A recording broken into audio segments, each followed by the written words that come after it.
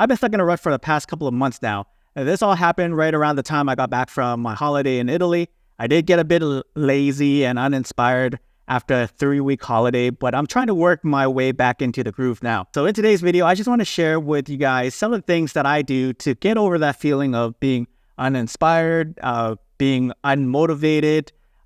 This is creatively speaking, of course. I love taking photos, but there are just times where you just hit that wall, and for whatever reason, anything you do, you just can't seem to Taylor Swift it, shake it off.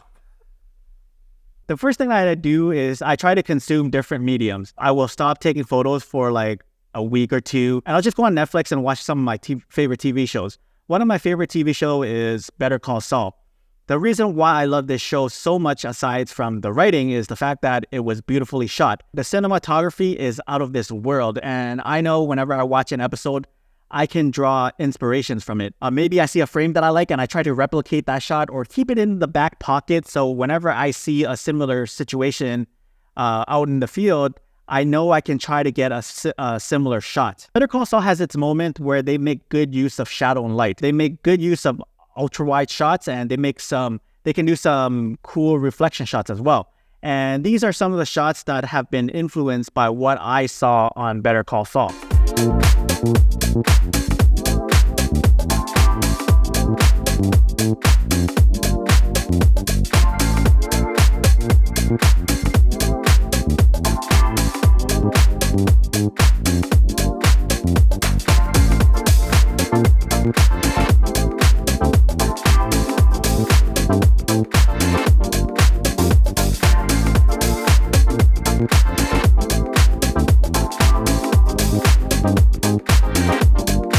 And I do this a lot with other films and TV shows as well, not just Better Call Saul. I watched this show called Top Boy. I just love the aesthetics that they have in that show, from the color grading and how it was shot. They really know how to show the grittiness of London. And because of it, I do have waves of inspirations where I do try to make my environmental portraits look a bit gritty and grungy whenever I can. So I'll try to go that route of color grading my photos to have that green cinematic color grade that you see in Hollywood films like The Matrix, what else is there? Mindhunter comes to mind. When I'm watching these films, these TV shows, and I'm analyzing the shot, this actually helps and gets my brain thinking, my creative juices flowing, and I start to see photography in that same scope as well. I start looking at shadows and contrast differently. I start looking at angles and compositions.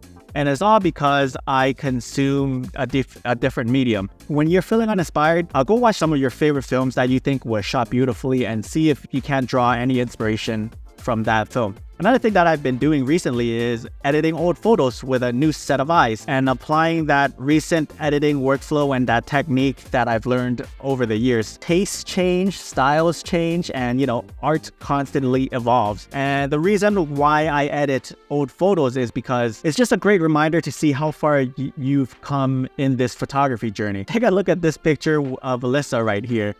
This was taken with the Fujifilm X-T4 and the Mitacon 35mm f/0.95. At the time, I thought this edit was really good. I thought it was different, and I thought it was a good edit. But then I edited this shot the other day, and I just started to cringe at my original edit. It looks bad in my opinion, but to me, that's just a reminder of how far that I've came, and it's also a great reminder that even though you feel that you are stuck, you are still learning and you are still improving, even if you don't feel it that way. So I highly recommend you guys try editing your really old photos and compare that old edit with your new edit, and you'll be surprised at how much your style has changed. And another thing that I do whenever I'm feeling stuck or uninspired, and this is going to upset the partners at home, but I buy new gear.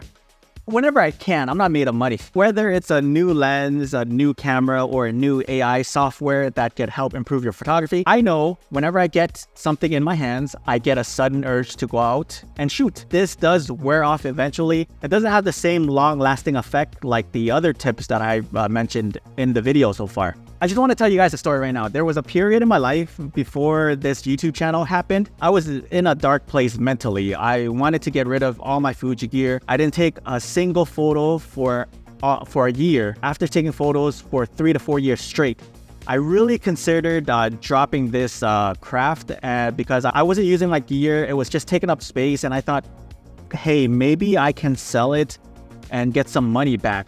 But something inside me told me, before I do that, let's just see if anybody wants my gear.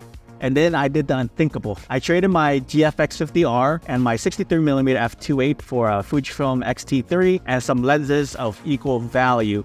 And I got things rolling again. I was out shooting again, seeing what was different with the X-T3, because the X-T3 was like the newer camera at the time.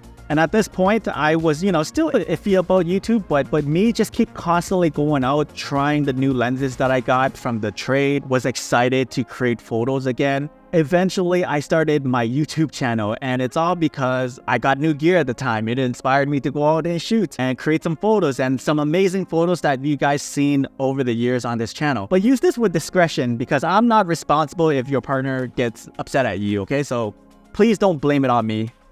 Or you know what? You can blame it on me. Just tell them that some guy on the internet told me to do it. That's usually a good response, and it works 100% of the time. No, it doesn't. It doesn't. Don't do it. It really doesn't.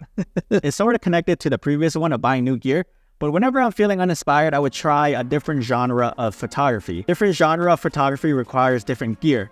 Let me explain. For years on Instagram, I was known as the low light Fuji neon guy, and that's one of the reasons why I felt stuck creatively. It was just the same thing over and over again. It wasn't challenging me creatively, so I thought, let's switch things up.